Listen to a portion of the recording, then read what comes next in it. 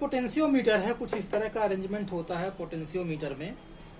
तो एक सेल है, तो हमने मान लिया कि ये सेल है 1.25 वोल्ट का, ये कोई बैटरी है 20 वोल्ट की, और एक बैलेंस पॉइंट मिलता है 35 सेंटीमीटर।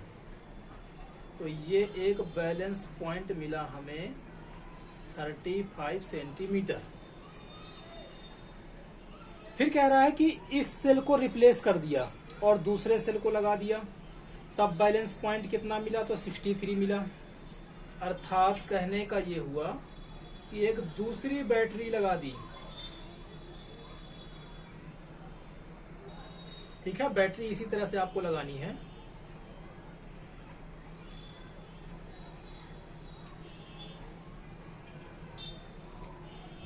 ठीक, इसके जीरो से इसका जीरो, इसी के जीरो से दूसरी बैटरी का भी प्लस से प्लस। ठीक है, इसी तरह से आपको अरेंजमेंट करना है। तो अब क्या किया कि इस बैटरी को हटाया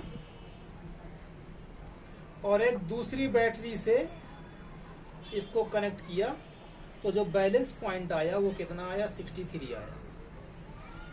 तो अब जो बैलेंस पॉइंट आया वो 63 सेंटीमीटर आया।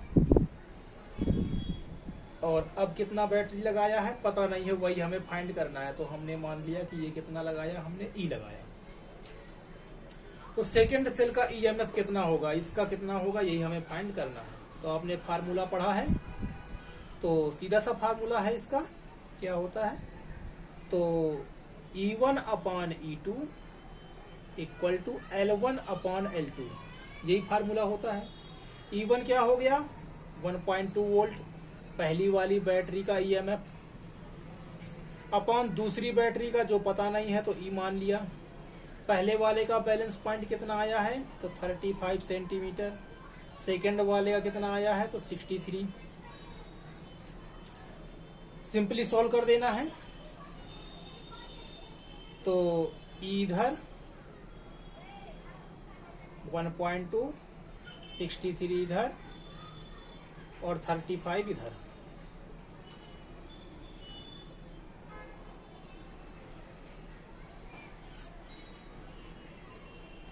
वन 1.25।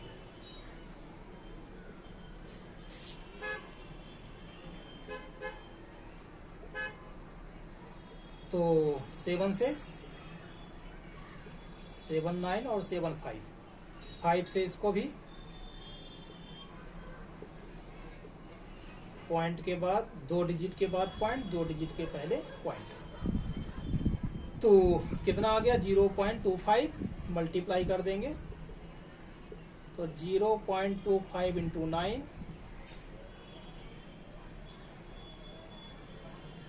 2 डिजिट के पहले 2 डिजिट के पहले 2.25 वोल्ट है किसका, सेकेंड वाली बैटरी का। तो ये तो हो गया कि यदि फार्मूला आपको पता हुआ है और डायरेक्ट आपको करना है तो इस तरह से आप इसको कर सकते हैं। अब यही चीज है, यदि इसको समझना चाहते हो ये सब कैसे हुआ, क्या हुआ, पोटेंशियोमीटर ये सब, तो कैसे आप करोगे। तो देखो इधर,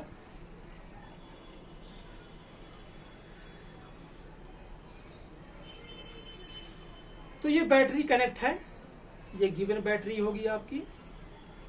तो ये V है तो ये भी होगा, और ये इधर 0 होगा तो ये भी इधर 0 होगा। अर्थात V माइनस 0, टोटल कितना वोल्टेज है इसका, V वोल्ट है, तो टोटल वोल्टेज हो गया इसका कितना, V। और इसकी लंबाई कितनी है तो हमें पता नहीं है, हमने मान ली L, हमने मान लिया L सेंटीमीटर में है। मीटर में तो हम करेंगे नहीं, 2 मीटर 10 मीटर 20 मीटर का तो बनाना बड़ा डिफिकल्ट है, तो सेंटीमीटर छोटा सा होता है। वैसे बड़ा आपका इक्विपमेंट है ये, लेकिन छोटा करने के लिए इसको सेंटीमीटर में ही यूज करते हैं, ताकि जितना ज़्यादा से ज़्यादा हो सके ये छोटा रहे।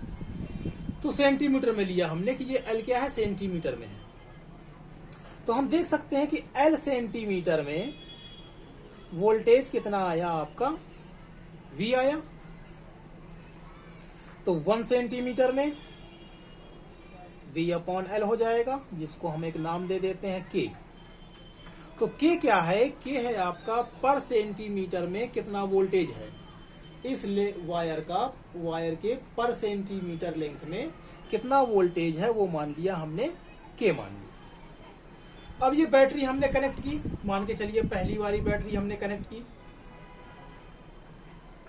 वो कुछ यहां पर,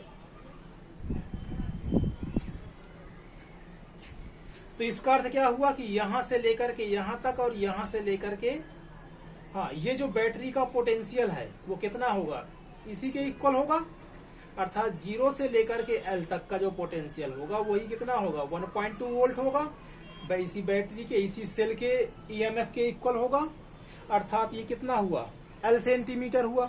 तो 1 सेंटीमीटर का कितना था, के, तो L सेंटीमीटर का कितना होगा, KL, 1 का K है तो L का KL होगा।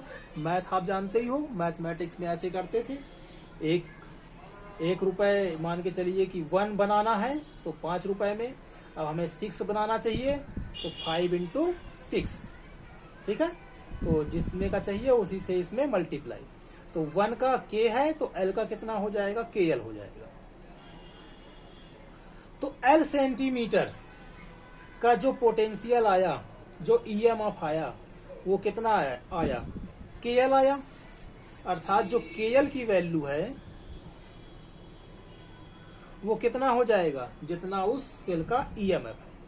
तो यहाँ पे हम कर देते हैं 1, क्योंकि पहले सेल की बात कर रहे हैं, ये तो 1 होगा नहीं क्योंकि ये तो बिना इसके था, ठीक, V 0 से B, तो ये तो फिक्स रहेगा आपका, तो ये तो वैल्यू तो आपकी बदलेगी नहीं। तो ये हो गया आपका equation number first. Second cell की बात करें तो ये तो सेम ही रहेगा, ये L2 हो जाएगा और इस बैटरी का EMF कितना है, E2 है। कब, जब हमने दूसरी बैटरी कनेक्ट की तब, तो E2 है, तो ये हो गया आपका सेकेंड। डिवाइड कर देते हैं तो K/L1, K/L2, KL1/KL2, E1/E2, K से K क्या हो जाएगा, कैंसिल, L1 की वैल्यू ये रही 335, L2 की वैल्यू 63, E1 कितना है 1.25, E2 कितना है, E सॉल्व किया और ये आपका आंसर आ गया। तो कुछ इस तरह से आप समझ सकते हो। तो पोटेंशियोमीटर का एक यूज भी है, ये क्या है कि यदि हमें एक सेल का EMF पता है तो इस पोटेंशियोमीटर की हम हेल्प से दूसरे सेल का EMF फाइंड कर सकते हैं। तो किस तरह से करते हैं, तो इस मेथड से करते हैं। डायरेक्ट फार्मूला चाहिए आपको तो ये है, आपको पेपर में ऐसे ही करके आना हो, और जैसे कोई ट्रिकी क्वेश्चन है तो उसमें हमें इनकी नीड पड़ती है, इसलिए इसको भी हमने यहाँ पर एक्सप्लेन कर दिया है।